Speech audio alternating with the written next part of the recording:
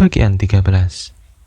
Dimanapun jantungnya berada, di sanalah tempatku. Hari itu seperti hari biasanya. Majnun dan Noval sedang duduk bersama, bersantai dan bersenang-senang. Percakapan ringan terlontar dari bibir mereka. Tiba-tiba, senyum Majnun mendadak pudar dan wajahnya tertutup awan hitam. Air mata membasahi matanya, dan ia mulai mendendangkan sajaknya. Kesedihan di hatiku tak membuatmu tergerak. Kau tak merasakan sakitku saat ku menangis. Begitu banyak janji yang kau buat, tak satu pun yang kau tepati. Kau bersumpah akan memuaskan hasratku. Sedari awal kau keras kepala, berkeinginan untuk memadamkan nyala api cinta yang membara. Dan dengan kata-kata kosong, kau mengoyak hatiku. Noval duduk dalam diam dan sedih, bertanya-tanya bagaimana mungkin rasa pahit itu tak terdeteksi dalam cangkir persahabatan mereka. Apa yang harus dikatakannya? Bagaimana ia bisa menanggapinya? Ia tak menyiapkan senjata apapun untuk serangan ini. Tak ada kata yang pantas untuk dapat memukul mundur serangan tiba-tiba ini. Yang dapat ia lakukan hanyalah menurunkan pandangannya untuk menutupi kesedihan yang dirasakannya.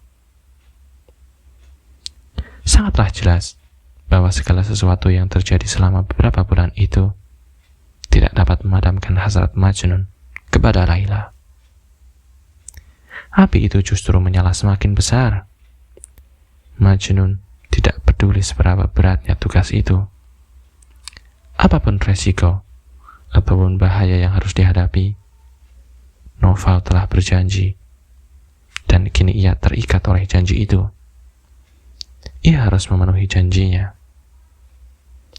Dengan getir, Majnun melanjutkan ucapannya. Betapa mudahnya kau membuat janji-janji itu, dan kini kau bungkam. Apakah kau akan tetap duduk di sana dan melihat hatiku hancur, sementara kau tak berbuat apa-apa? Kesabaranku telah habis. Akal sehatku pun demikian. Jika kau tak membantuku, aku akan mati. Atau mungkin aku harus meminta pertolongan dari teman-teman yang lebih baik. Aku dulu lemah, tanpa teman, hancur, dan haus akan air kehidupan. Dan kau berjanji akan mengubah segalanya. Namun demikian, kau tak berbuat apapun, kecuali melanggar janjimu. Pria macam apa kau ini? Apakah Allah tidak meminta umatnya untuk memberikan makanan kepada mereka yang sedang kelaparan? Atau untuk memberikan minuman kepada mereka yang sekarat karena dahaga? Penuhi janjimu. Jika tidak, pria gila ini akan kembali ke gurun tempat kau menemukannya. Persatukan aku dengan Laila, atau aku akan mengakhiri hidupku yang hancur ini. Kata-kata Majnun bagaikan panah berapi, dan hati Noval bagaikan lilin. Noval menyadari bahwa ia harus segera beraksi. Segera saja ia mengganti jubahnya dengan pakaian perang, dan tak lupa membawa pedangnya. Ia mulai berangkat tanpa penundaan lagi.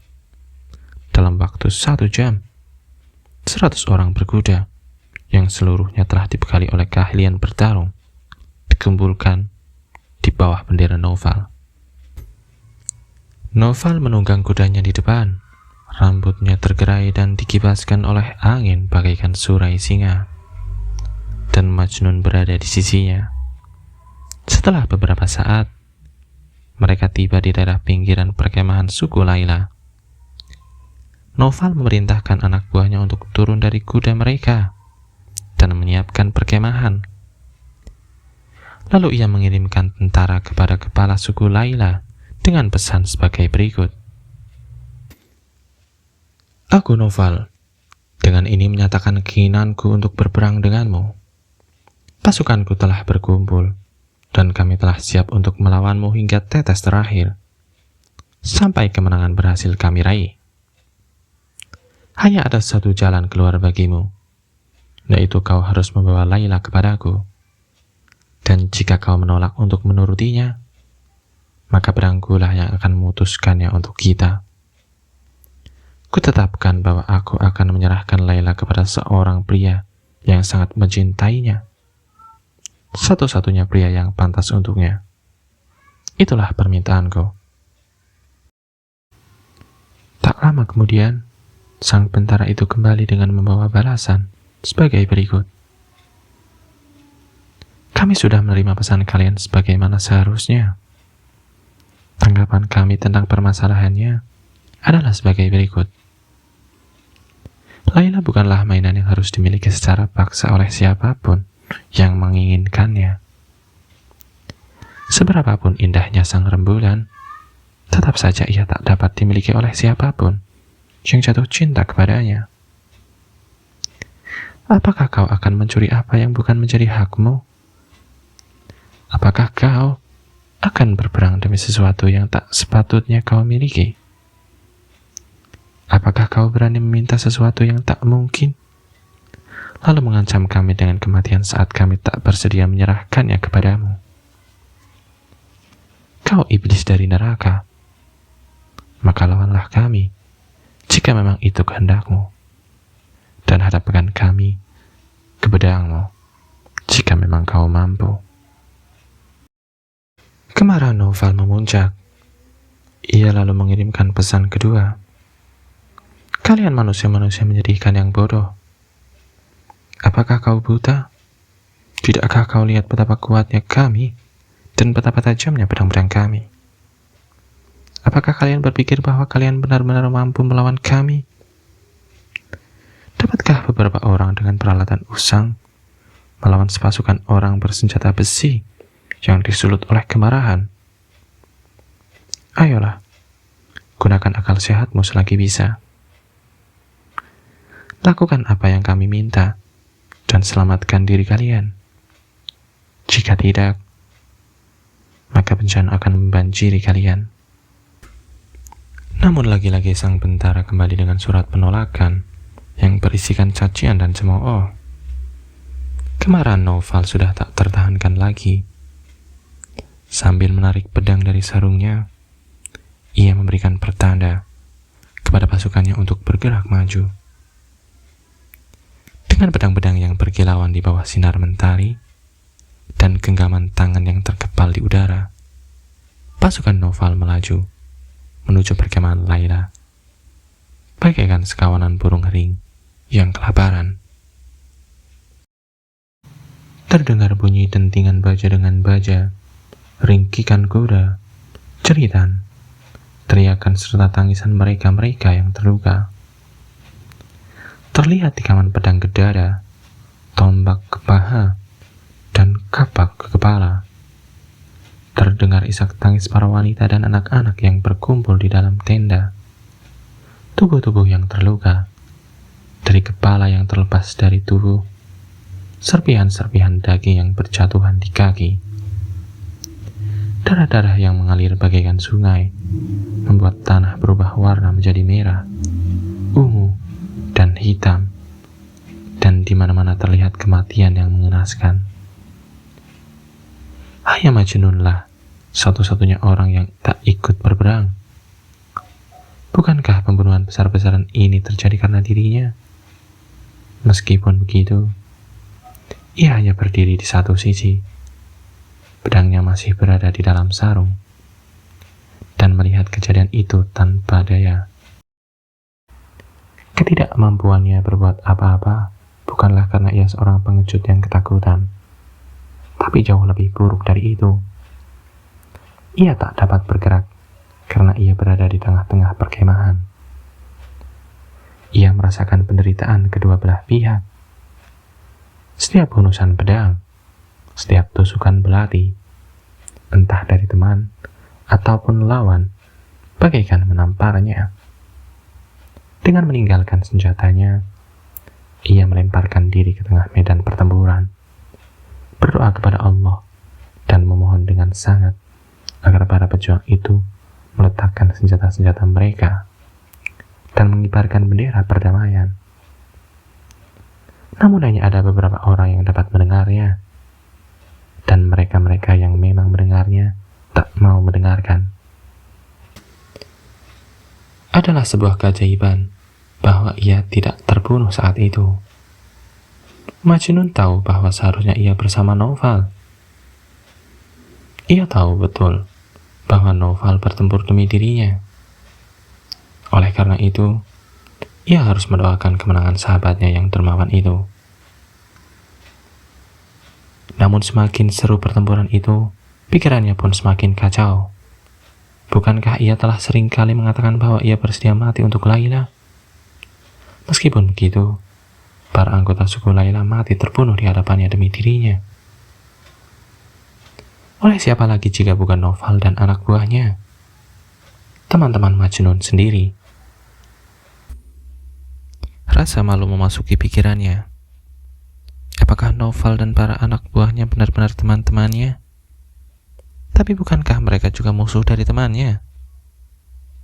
Sementara pertempuran terjadi di sekitarnya, pertempuran lainnya sedang berlangsung di dalam jiwanya, sama kejamnya dengan yang berlangsung di hadapannya. Andai saja rasa malunya tidak melumpuhkannya, maka ia pasti telah mengangkat pedangnya untuk membela kaumnya dan melawan pasukan Naufal. Namun hal itu pasti akan membuat citranya menjadi buruk di mata suku Laila. Ia dapat membayangkan tawa serta ejekan dari para musuhnya. Merasa mendapatkan hiburan saat melihat Majnun menyerang pasukannya yang berniat membantunya dari belakang. Baginya, jika memang takdir menetapkan demikian, maka dengan senang hati ia akan menembakkan anak panahnya ke arah mereka-mereka yang menyerang suku Laila. Hatinya berpihak kepada pasukan dari suku kekasihnya, dan saat itu pun ia berdoa untuk kemenangan suku Laila. Akhirnya perasaan itu menjadi terlalu kuat untuk dapat ditahannya. Setiap kali musuh yang berkuda melangkah semakin maju atau melemparkan anak buah Naufal dari sadel kuda, ia akan bersorak. Setiap anak buah Naufal berhasil melumpuhkan musuh, ia akan meraung dengan cemas. Pada akhirnya, salah seorang anak buah Naufal melihat bagaimana anehnya tingkah laku Majnun, menoleh kepadanya dan bertanya, "Apa yang sedang terjadi kepada Anda, Tuan? Mengapa Anda hanya bisa menikmati berlangsungnya pertempuran ini dari kejauhan? Dan mengapa Anda justru merasa gembira saat pasukan musuh bergerak semakin mendekat? Apakah Anda lupa bahwa kami semua berada di sini karena Anda? Apakah Anda tidak menyadari bahwa kami semua mempertaruhkan nyawa kami demi Anda? Jika mereka memang benar-benar musuhku," sahut Majnun, "maka aku pasti dapat melawan mereka. Tapi kenyataannya mereka bukan musuhku. Orang-orang itu adalah temanku. Sejujurnya aku katakan, tempatku bukan di sini. Jantung kekasihku berdetak untuk pihak musuh, dan dimanapun jantungnya berada, maka di sanalah tempatku. Aku ingin mati demi dirinya. Bukanlah kehendakku untuk membunuh orang lain. Bagaimana mungkin aku bisa membela pihakmu jika telah kuberikan jiwaku kepadanya?" Sementara itu, Naufal hampir memenangkan pertempuran. Bagaikan orang gila yang baru terlepas dari ikatan rantai, ia menyerang musuh dengan membabi buta, menebaskan pedangnya ke setiap pria yang dilaluinya. Ia dimabukkan oleh aroma kemenangan. Namun hingga matahari terbenam, pertempuran itu masih tetap seperti adanya. Belum dapat ditentukan pihak mana yang akan memenangkannya. Saat malam mulai menutupkan selubung hitamnya dan kegelapan mulai menelan sisa-sisa cahaya, para pejuang tak dapat saling melihat satu sama lainnya di atas medan pertempuran mereka. Noval mengumumkan bahwa pertempuran berakhir untuk saat itu dan disepakati akan dilanjutkan keesokan harinya saat matahari terbit. Begitu banyak pria gagah berani yang tewas, dan jumlah yang terluka pun jauh lebih besar daripada yang tewas. Meskipun demikian, Noval merasa yakin bahwa ia akan dapat memenangkan pertempuran itu keesokan harinya. Ketika matahari mulai terbit, saat Noval mulai mengumpulkan pasukannya dan membawa mereka menuju medan pertempuran, salah seorang pengintainya datang ke perkemahan dengan berita bahwa pihak musuh telah diperkuat oleh pasukan dari suku-suku lainnya. Noval memang keras kepala, tapi ia bukanlah pria bodoh. Setelah berkonsultasi dengan pasukannya, ia mengambil keputusan. Mereka akan mengambil satu-satunya jalan keluar yang tersisa untuk mereka. Ia lalu mengutus sang bentara untuk menyampaikan pesan ke perkemahan musuh. Cukup sudah pertumpahan darah yang tak masuk akal ini, kata pesan itu. Sudah saatnya kita saling berdamai.